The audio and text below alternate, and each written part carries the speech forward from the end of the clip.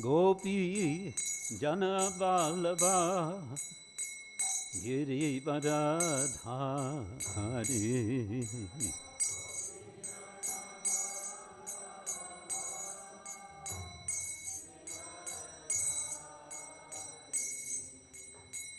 Gopi Jana Vallabha Girivardhari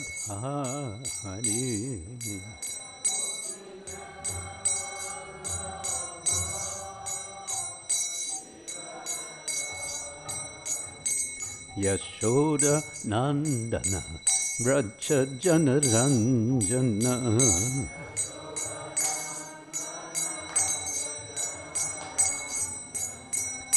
Yashoda Nandana Vraja Janaranjana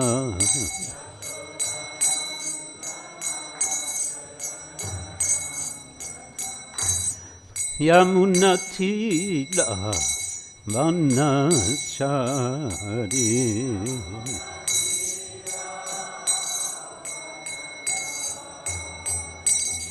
Yamunatira Vanachari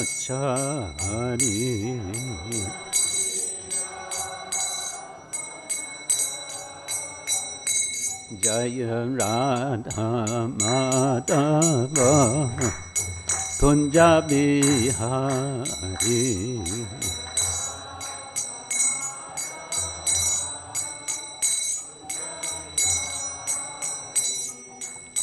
Gopi Janavalabha Girivardhari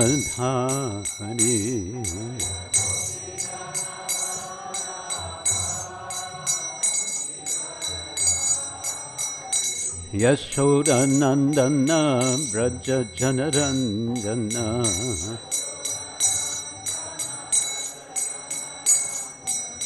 Yamuna Tira Vanachari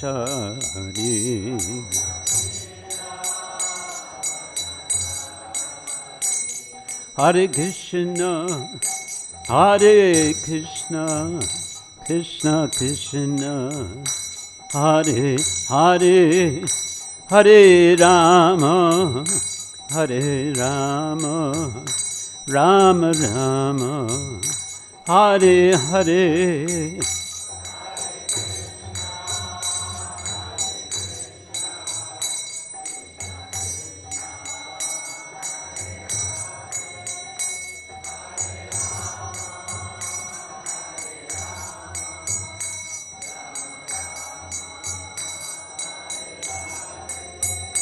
Hare Krishna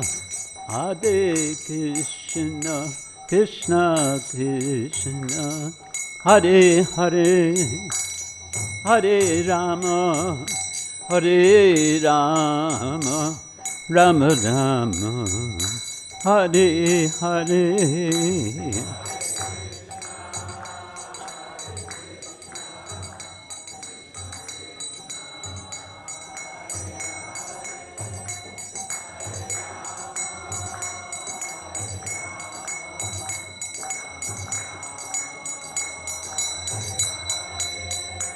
Hare Krishna Krishna Krishna Hare Hare Hare Rama Rama Rama Hare Hare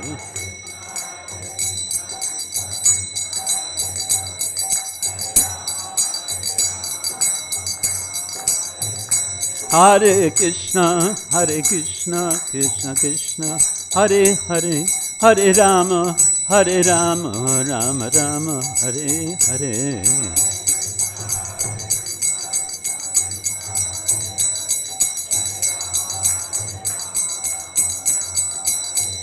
Nitai Gora Haribo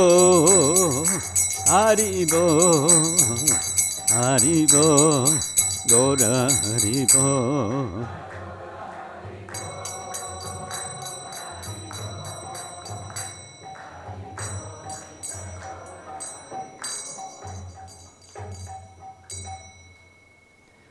Srila Prabhupada ki jai, Ananta Koti Vaishnava Vrinda ki jai, Grantaraja Srimad Bhagavatam ki jai, Mayapurdam ki Gaur Premanande.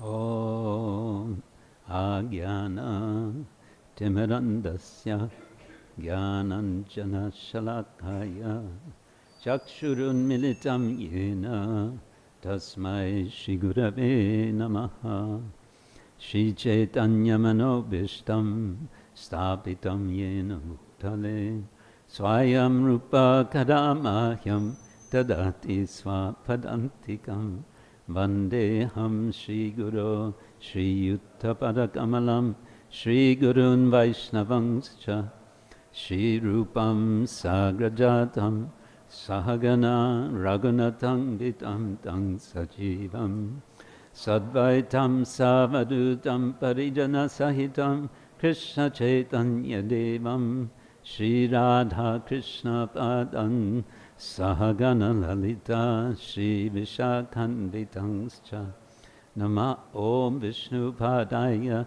Krishna Pristaya Bhutale Srimate Bhaktivedanta Swamin iti namine Namaste Saraswati Devi Gauravani Pracharine Nirvishesha Shunyavadi Paschatya Deshatarine Vancha Kalpatrubhyascha Kripa Sindhubhya Evacha Patitanam Bhavanebhyo Vaishnavebhyo Namo Namaha. Hey Krishna Karuna Sindhu Dinabandhu Jagatpate Gopesha Gopika Kanta Radha Kanta Namostute Tapta Kanchana Gaurangi Radhe Vrindavaneshwari Vrishabhanu Sute Devi Pranamami Hari Priye Jai Shri Krishna Chaitanya Prabhu Nityananda Shri Advaita Gadadhar Srivasadi Gaura Bhaktavinda Hare Krishna Krishna Krishna Hare Hare Hare Rama Rama Rama Hare Hare Hare Krishna Krishna Krishna Hare Hare Hare Rama Rama Rama Hare Hare.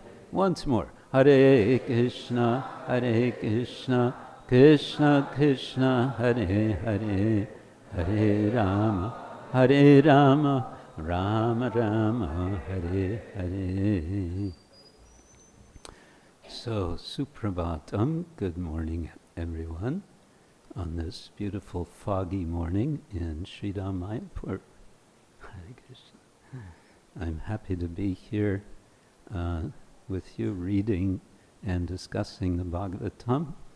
I'm very fortunate to have this opportunity, and I beg for all your blessings that we can have some nice, inspiring and illuminating discussion on the subject of Devahuti's lamentation. This is the name of the chapter 23 of the third canto of Srimad Bhagavatam. Om Namo Bhagavate Vasudevaya. Om Namo Bhagavate Vasudevaya.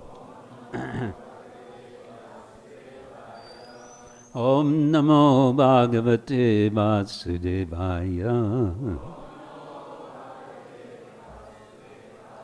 Narayanam Namaskritya Naram Chaiva Narottamam Deving Saraswating Vyasam Tato Jayamudiraye Nashta Prayesha Vabhadreshu Nityam Bhagavata Sevaya Bhagavati Uttama Shloke Bhaktir Bhagati Naishtiki. So Naishtiki Bhakti, that's what we're interested in, and that's what we can receive by hearing the Bhagavatam, discussing the Bhagavatam. Today we have actually 3 verses. The last of these 3 is written on the board, and I will first chant the first 2. These verses are spoken by Maitreya Rishi to Vidura, as is most of the 3rd canto and 4th canto of the Bhagavatam. Divyopakaraṇopetaṁ sarva-kāla-sukhāvaham paṭṭikābhiḥ patākābhir vicitra-bhir alaṅkṛtam sragbhir vicitra-mālyābhir mañju-śiñjat-ṣaḍ-aṅghribhiḥ dukūla-kṣauma-kauśeyair nānā-vastrair virājitam. Translation: the castle was fully equipped with all necessary paraphernalia, and it was pleasing in all seasons. It was decorated all around with flags, festoons, and artistic work of variegated colors. It was further embellished with wreaths of charming flowers that attracted sweetly humming bees, and with tapestries of linen, silk, and various other fabrics. So we're getting a description of this vimana created by Kardama Muni. And it continues with the verse we can now read together. Upar-upari vinyasta. Upar-upari vinyasta. Nilayeshu pritak-pritak. Nilayeshu pritak-pritak. Kshiptai kashipubi kantang. Kshiptai kashipubi kantang. Paryanka vyajanasanai. Paryanka vyajanasanai. Upar-upari vinyasta. Nilayeshu pritak-pritak. Kshiptai kashipubi kantam. Paryanka vyajanasanai.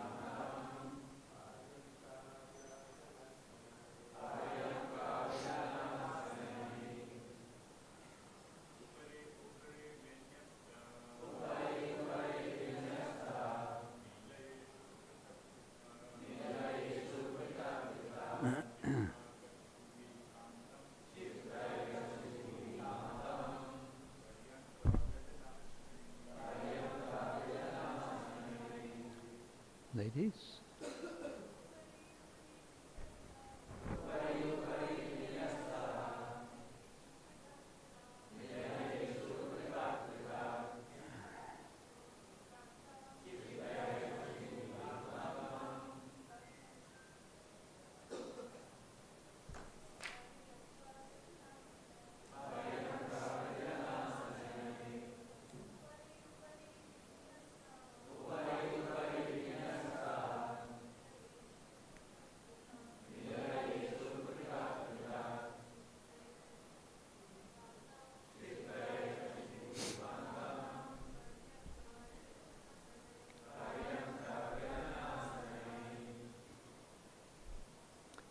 One more.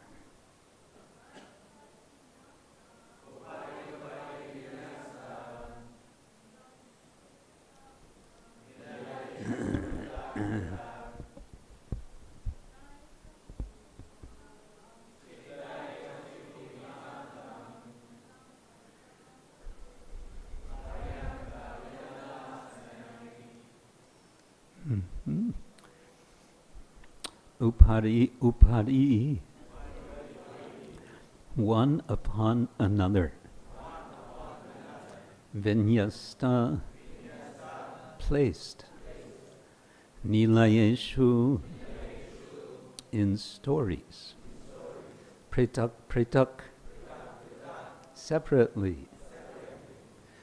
Kshiptai, arranged. Kashipubhi, with beds. Kantam, charming. Paryanka, couches. Vyajana, fans. Asanai, with seats. Translation and purport by His Divine Grace A.C. Bhaktivedanta Swami Srila Prabhupada. Translation: the palace looked charming, with beds, couches, fans, and seats, all separately arranged in 7 stories. And there's a short purport. It is understood from this verse that the castle had many stories, many levels. The words upari, upari, vinyasta indicate that skyscrapers are not newly invented. Even in those days, millions of years ago, the idea of building many-storied houses was current. They contained not merely 1 or 2 rooms, but many different apartments, and each was completely decorated with cushions, bedsteads, sitting places, and carpets. And so ends Srila Prabhupada's purport to this verse. In this chapter, again, which is titled Devahuti's Lamentation, for reasons that become clear later in the chapter. It's interesting that the chapter is introduced in the last verse of the previous chapter. Maitreya says, "Please hear as I speak of the flourishing of his daughter," that is Swayambhuva Manu's daughter, Devahuti, flourishing. Tat apatyodayam Shrinu. So Udaya, we have the Chandradoya, Mayapur Chandra Udaya Mandir. Udaya means rising. Chandra is moon, so the rising moon of Mayapur. This is the meaning of this temple. Sri Mayapur Chandrodaya Mandir. That same word, Udaya, is translated as flourishing of Devahuti. Devahuti is flourishing. Is she flourishing or is she lamenting? Or both?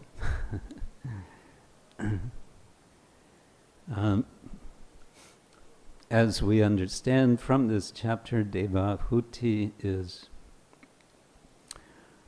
has been undergoing austerities. I would like to suggest that the entire series of verses and chapters in which Devahuti appears leading up to Rameshwar Prabhu, I'm sorry, excuse me, but I find it distracting when you are speaking.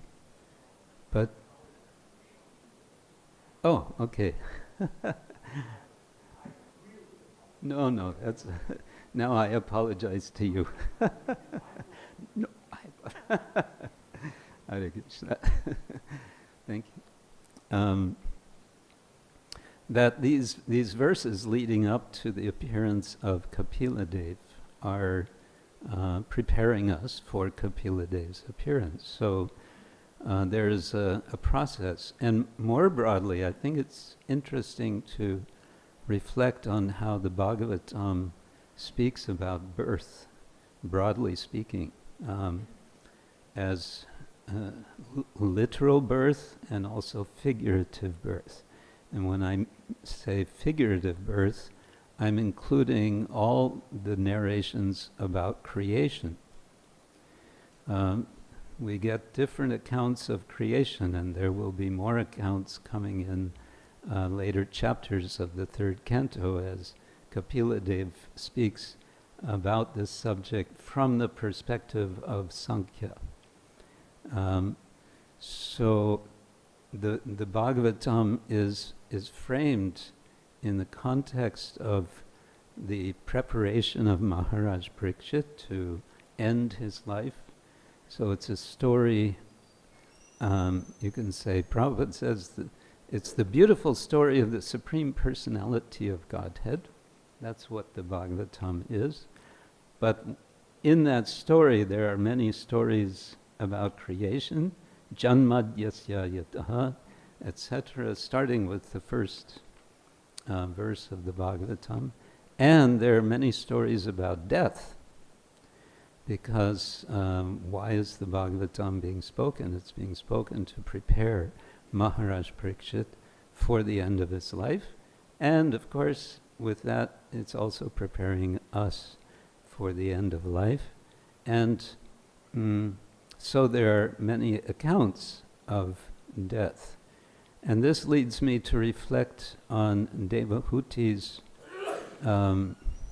sojourn, we may say, in comparison, or perhaps in contrast, anticipating in Canto 4 the sojourn, the situation of Sati.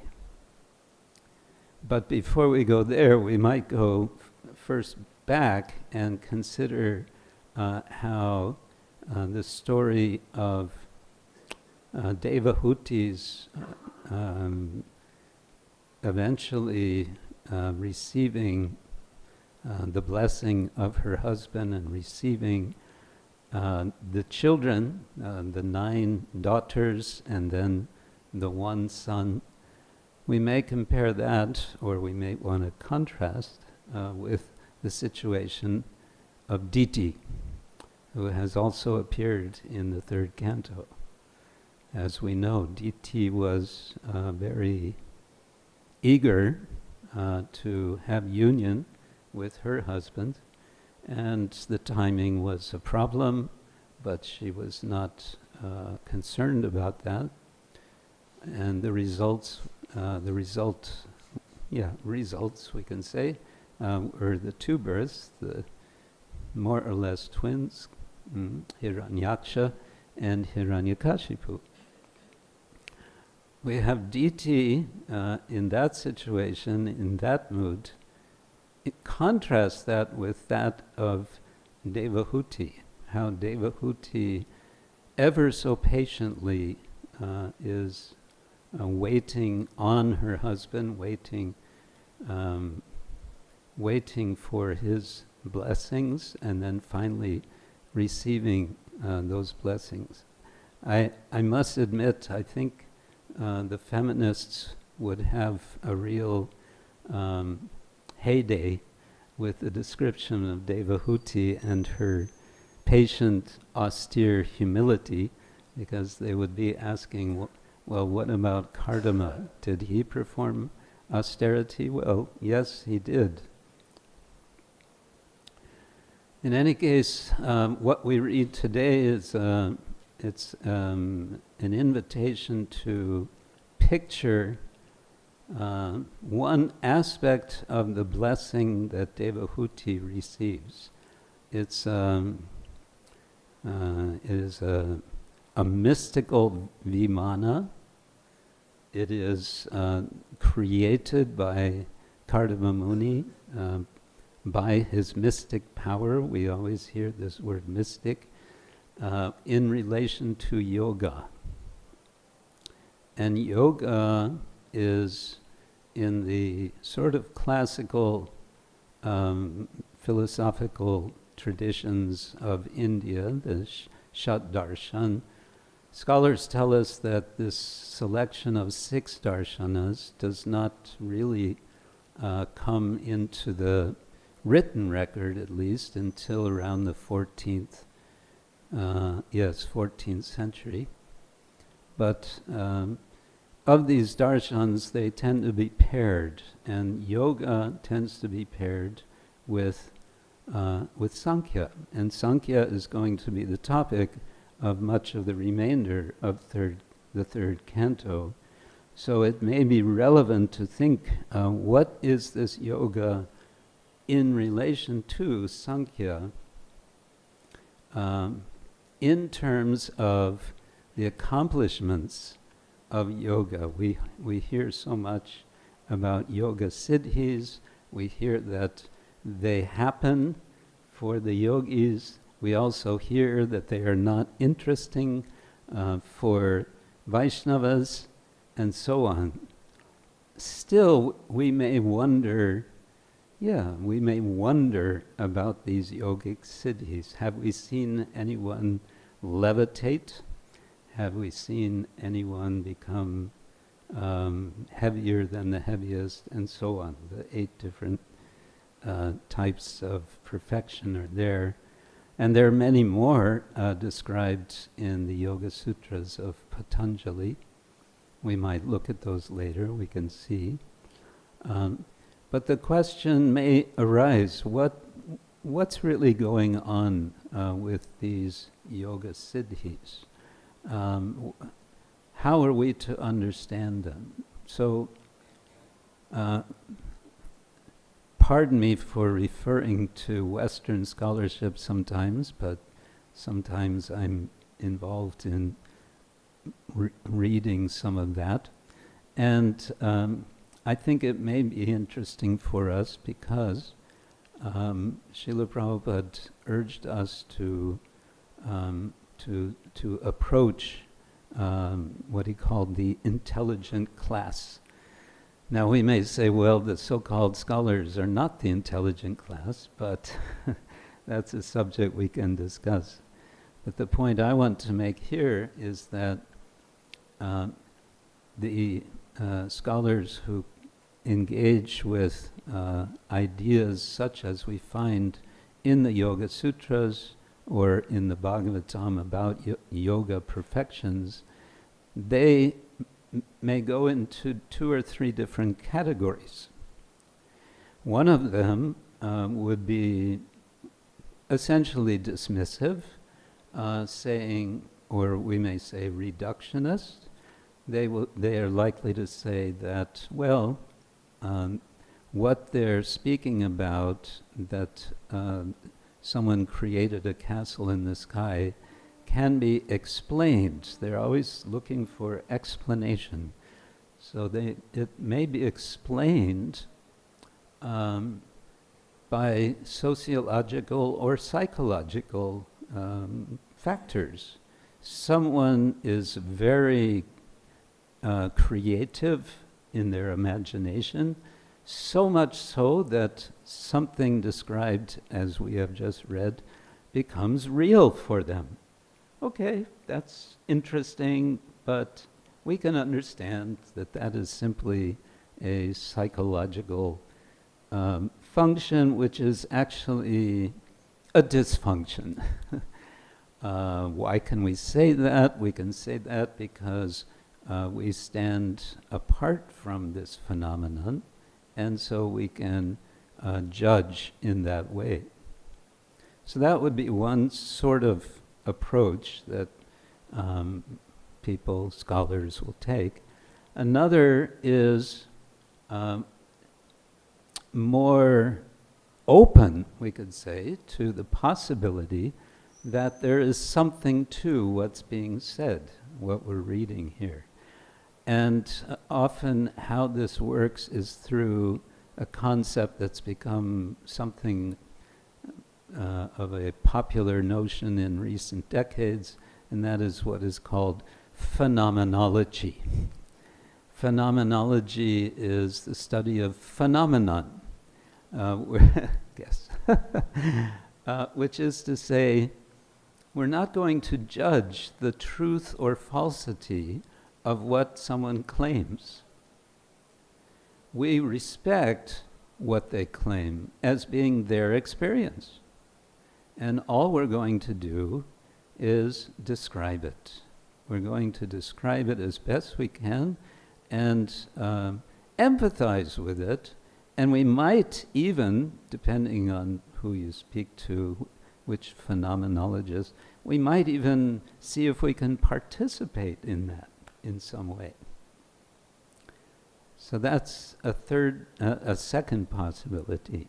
A third possibility, which I would say comes significant steps closer to what we might be interested in as devotees, is to think about yoga siddhis in relation to the metaphysics of Sankhya. And what I mean by that is that if you take the time and the effort to analyze, which is what Sankhya is really, in one sense, a kind of process of deconstruction of what we perceive to be reality. It's a reduction down to essentials, to the point where one can realize, I'm not that. I am Purusha. I am not Prakriti. I am separate from Prakriti. And through that process, which is practiced particularly through yogic concentration, in the Yoga Sutras, in the third chapter, third pada, Vibhuti pada, it's, as I mentioned, describing all these siddhis, and invariably they are the result of a practice called samyama. Samyama is then explained as being the combination of dharana, dhyana, and samadhi. All three of the last three of the 8 elements of Ashtanga Yoga are combined as samyama, and samyama is practiced on specific objects, and when one perfects that samyama, that focus on a particular object, one gets a result, one gets a certain power. But the general sense of it is that one is sort of deconstructing and penetrating down to the basics, to the point where instead of being controlled by Prakriti, one becomes a controller of Prakriti. Now there's an interesting possible parallel here with what is known in the West as alchemy. You've all heard of alchemy? No? Alchemy, we have a verse, let's see if I can remember it. Yata kanchanatam yati kangsyang rasavidanata tata diksha vidanena dvijatvam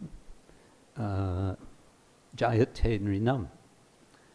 It's an analogy that's given in the Haribhakti-vilasa for the process of diksha. And it's exactly describing alchemy. Rasavidana.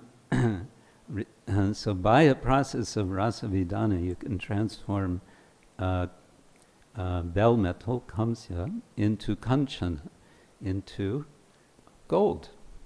That's the theory. In a similar way, tata, diksha vidanena, by the transformative process of diksha, dvijatvam jayate, second birth happens, it arises. Nrinam, for persons. It doesn't say for certain kinds of persons, it says for persons, for potentially anyone. That's alchemy. So alchemy, how does alchemy work? Don't ask me. Alchemy works, theoretically at least, there's a lot of theory over the centuries, but the little bit that I understand of it is, it's based on the idea that that elements, metals, if you can get to the basic metal that's sort of underneath the metal, then you can get to, then you can transform it.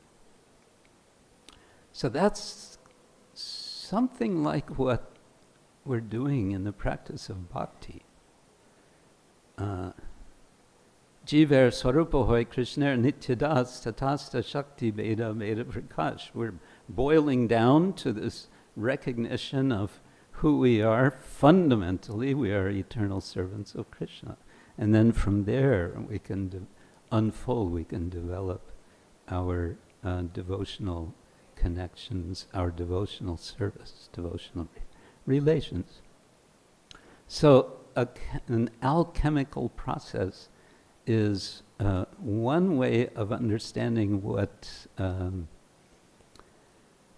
also what Devahuti is going through. Devahuti, after this, she's going to get a major bath. And this entering into water,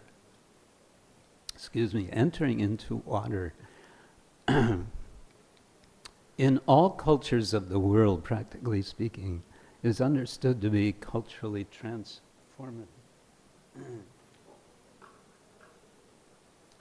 Rites of passage typically involve water.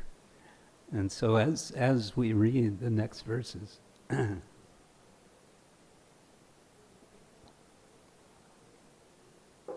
excuse me, we may keep that in mind, that she is going through a transformation, preparing herself to receive that Lord who is going to teach her Sankhya. Not just any Sankhya, but devotional Sankhya. Sankhya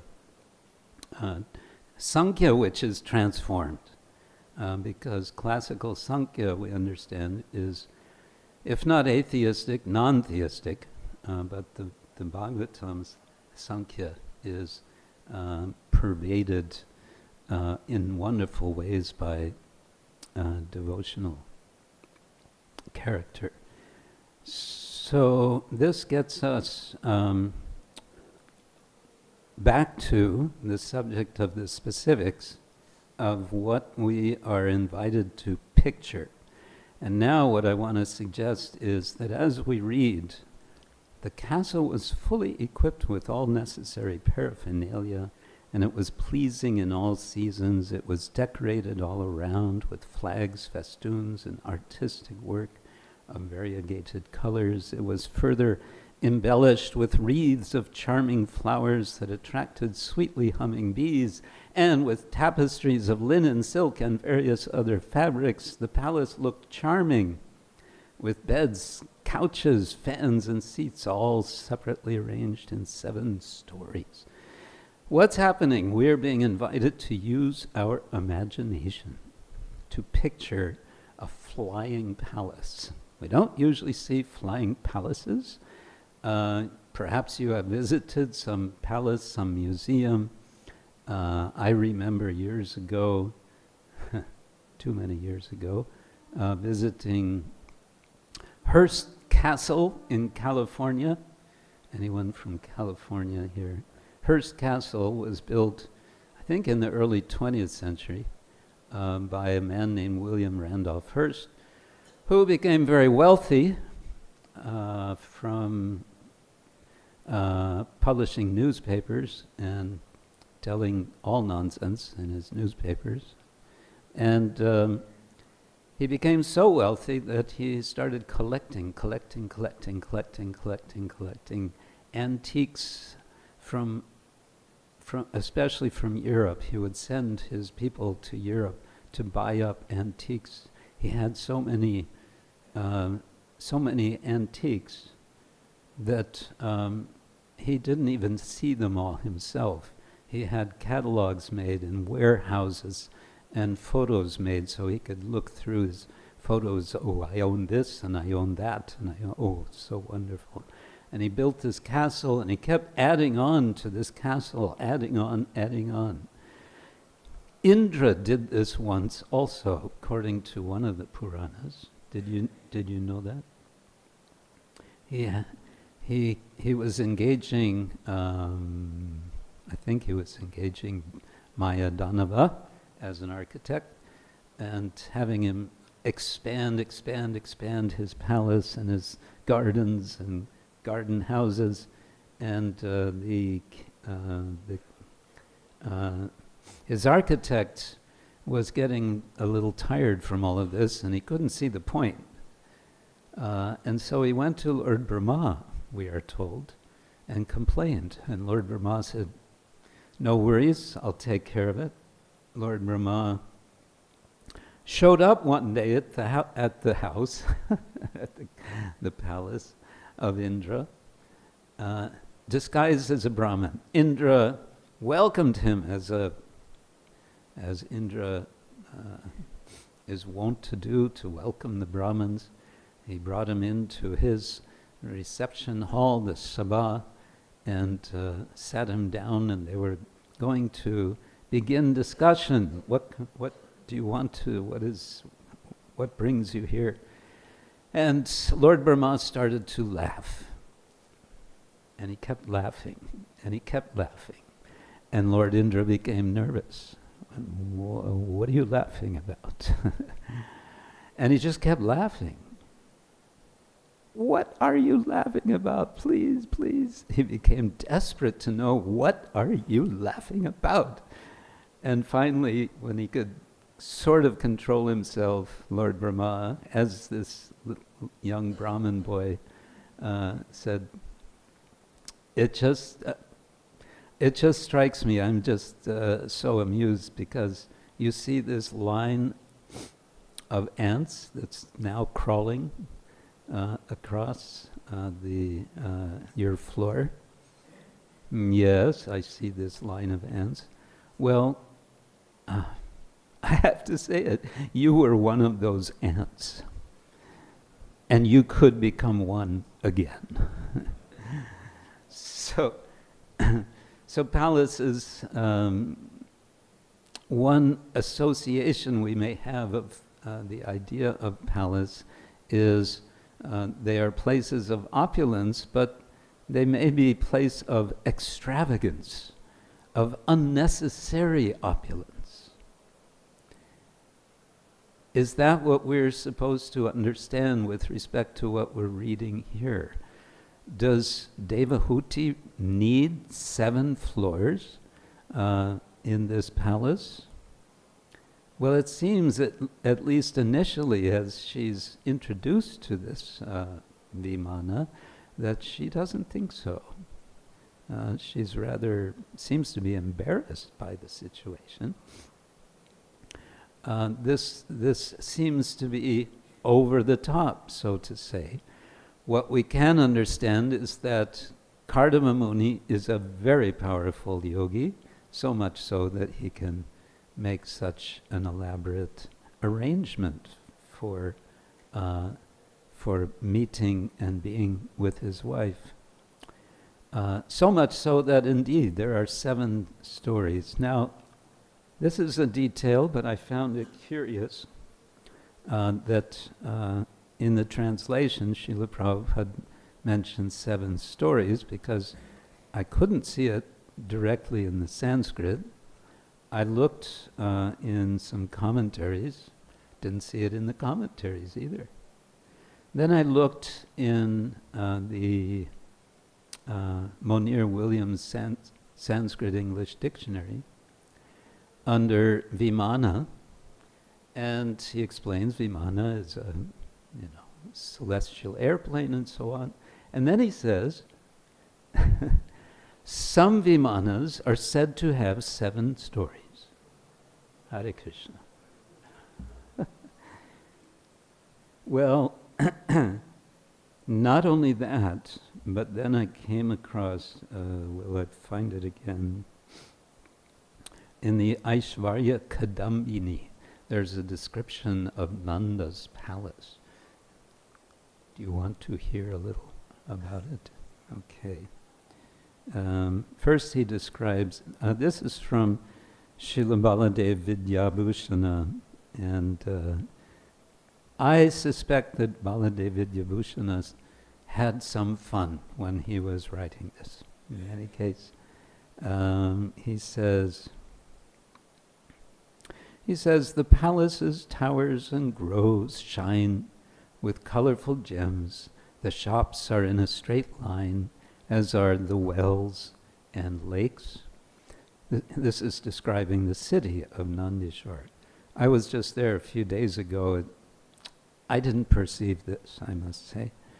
The city is attractive with 8 huge, beautiful cowsheds with jeweled arches at the gates.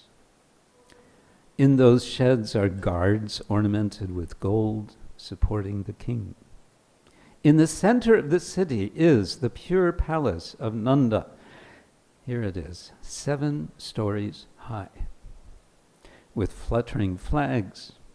The pillars, latticework, pinnacles, and roof projections are made of Vaidurya, coral, and sapphires.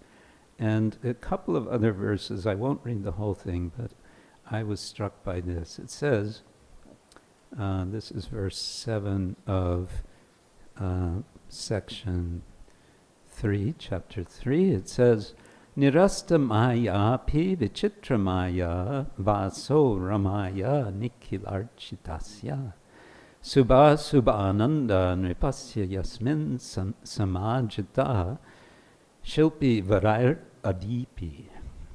Though the palace is devoid of maya, it has various types of maya. And then in parentheses, Bhanu Swami has put mercy, because the word maya can mean mercy, can also mean magic. It is the residence of Lakshmi, who is worshipped by all people. The palace of Nanda, who gives joy to all, shines unsurpassed by the best of craftsmen. So I think of much the first 9 cantos of the Bhagavatam in many respects are anticipating the 10th canto. And we may want to say that this description of this flying palace of Kardama is anticipating what is not explicit in the 10th canto, but is elaborated by Baladev Vidyabhushana in his Aishvarya Kadambini. He also says in the same chapter, verses 12 and 13, Bandana krashima kardama shabda kesha madhyam rig anabhishu yasmin chamaradishu cha dandaninada sormita ratasarita sarit sarasishu. In that city, The word tying means tying the hair. Thin, in quotation marks, means slender-waisted. Mud means musk, ointment. Stick, for punishment, refers only to the handle of a chamara. Crying out refers only to the sound of waves in the moving river or lake. Sharpness refers only to the glances of young women, and hardness refers to young women's breasts. Having holes refers to pearls, and crookedness refers to curls in the hair. So what is this about? I suggest this is about suggesting what we understand from the Brahma Samhita, Shriya Kanta Kanta Paramapurusha Kalpataravo Druma Bhumis Chintamani Ganamayi Toyamamritam Kata Ganam Natyam Gamanamapi Vamshi Priyasaki Chidanandam Jyoti Paramapita Svadyamapicha. So every word in the spiritual world is what? It's a song. So in a similar way, he's saying here, every word that has a negative connotation in this world has a positive connotation in the spiritual world. This is spiritual poetry. And this is what we're getting in the Bhagavatam, even already, you can say, in the third canto, in the description of this wonderful Vimana in which Devahuti and Kardama will soon be passing their time. So I'll stop there, and if any of you have a comment, correction, a question on anything we've touched on, I think we have some time. Yes. Hare Krishna. Thank you very much, Maharaj, for a very eloquent, thought-provoking class. On this topic of yoga siddhis, yes, devotees are not supposed to think about them too much or think about obtaining them, but isn't there a kind of bhakti yoga siddhis, such as Srila Prabhupada exemplified? Wherever he went, all kinds of devotional magic would happen. And devotees became empowered. Prabhupada was empowered. After he passed on, we came to understand Shaktivesh avatar. So this concept of Shaktivesh, empowerment of a devotee, isn't that a kind of siddhi? Yes, I would say we can understand in that way. Siddhi simply means perfection. And Shakti Avesha, sometimes devotees say Shakti Avesha. It's not Shakti Avesha, it's Shakti Avesha. It's a long A, it makes a difference. Means consumed or possessed with Shakti. So it's a way of saying, we could say like that, perfection. Certainly it's the bhakti yoga perfection, right? If we want to keep to the language of yoga and siddhi in relation to yoga, we can say that Srila Prabhupada demonstrated bhakti yoga siddhi in so many ways. With every step he took. I think. Yeah. This category, Shaktivesh avatar. Shakti Avesha. But with the caveat avatar, so Prabhupada was Jiva soul, but empowered by Krishna, by Shakti, to take Krishna consciousness around the world as he did.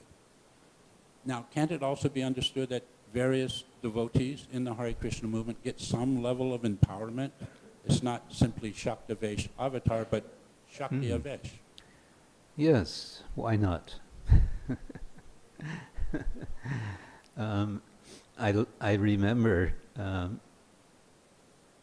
the late Kadamba Swami Maharaj used to like to emphasize this aspect, character of Chaitanya Charitamrita. He said that Chaitanya Charitamrita is all about empowerment of devotees, how he empowered devotees, and then these devotees exercised their powers. So we can recognize, and that's very much the business of Vaishnavas, is to recognize, to acknowledge the accomplishments, the siddhis of each other, of devotees. Now, do we want to put technical designations on devotees like Shakti Avesha? Well, you could. Wouldn't see any harm in that. Some devotees might get nervous with that, but if you understand the meaning of the words, then it's just using Sanskrit words to describe what you mean you are seeing a person as having. Thank you very much.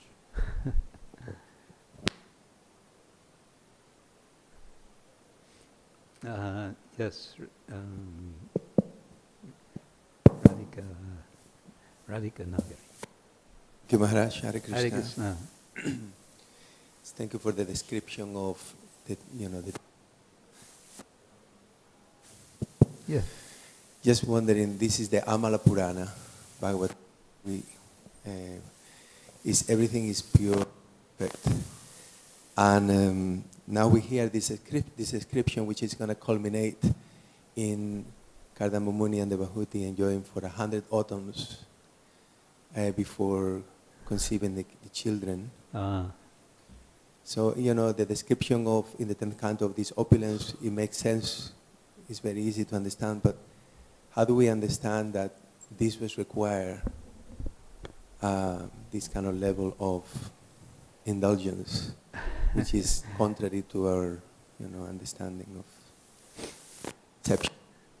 Okay. We are reminded of the exalted position of both, isn't it? Kardama. Well, first of all, this is a description, in a sense, it partakes of a creation story of the cosmic creation in the beginning of the cosmos. This is still early history. And Kardama Muni is a rishi. He's a rishi. He's a sage. The 100 years, what we can, understand 100 years, may be differently understood for him and for them. So there's the time relativity question.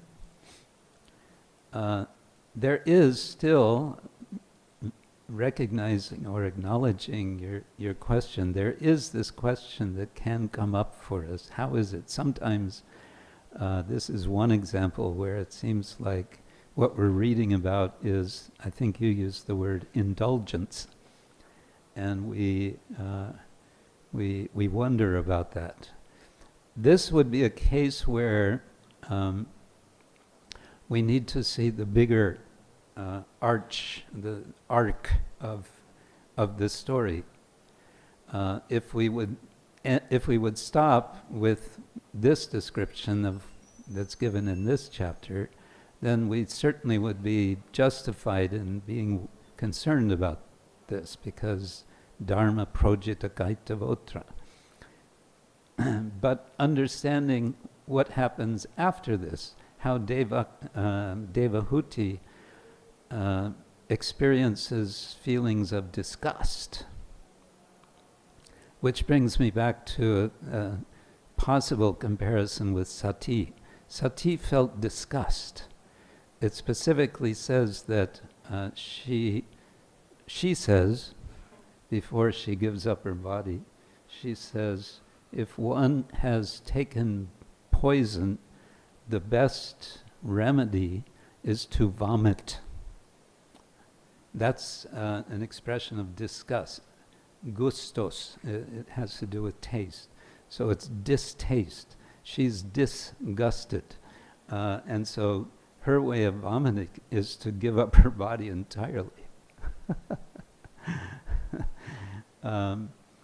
Devahuti is also disgusted, although I'd have to look if any of the language suggests that, but in this case, her disgust is with herself, which is interesting.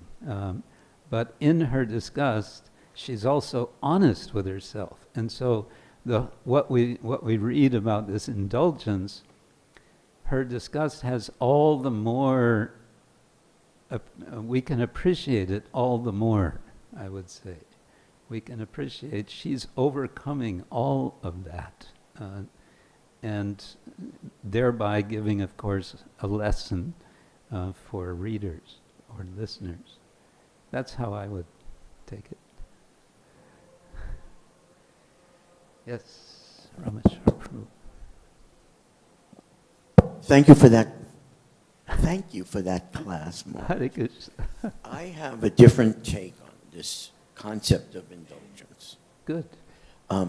Just like if you go into the temple of Lord Nrsingadev and the one they're building for our main deities at the TOVP, someone could say, this is so opulent, it's beautiful, it's gorgeous. And someone else might say, why are you spending so much money on that? Just print books. Yeah. And this is not good. This is an indulgence. So those thoughts are there on our human platform. Mm. But my view of this is that there's no limit to the opulence of what we want to present to Krishna for his pleasure. And I keep thinking that this home, just like when we create homes and we think of our home as a temple for Krishna, I keep thinking that Devahuti and Gadama, every part of this home, the whole time, they're always thinking of Krishna. And their desire to have children and unite is for Krishna's pleasure. Mm.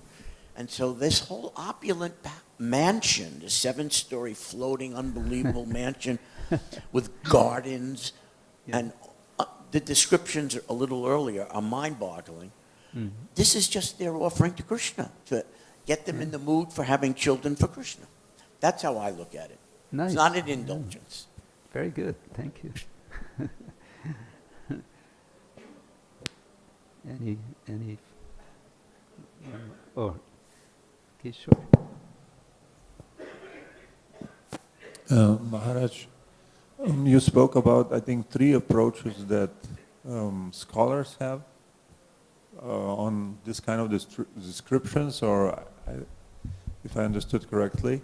You described 2, but I'm not sure about the third one. You said first is reductionist, they kind of negate the experience. The second one, they phenomenology. Phenomenon, yeah. They recognize the phenomenon. Yeah. And the third one, I didn't quite understand. The third actually is specifically what I'm referring to, was proposed by a devotee scholar. And that is, take the metaphysics of Sankhya. Take it seriously. Metaphysics of Sankhya is about doing this, as I said, a kind of deconstruction, which is described once or twice, second canto, in relation to preparing to give up the body and so on, a kind of inversion of the evolutes of the Sankhya system. So take it with that, take the yoga of mysticism think about it in relation to Sankhya metaphysics, and what you can find is it makes perfect sense that you do the homework of working through and again deconstructing everything of Prakriti in such a way that Prakriti then comes transformed, it becomes ready to serve, we would say, in this case for a bhakti yogi, the devotee. So in other words, it's a faithful approach. Yeah, we can say it's a faithful, scholarly faithful, Yeah, right. analytical, yes. Good. I think we can end there for today. I wish you all a wonderful day today, and Gaur Premanande, Srila Prabhupada ki jai, Grantaraj Srimad Bhagavatam ki jai, Gaur Premanande.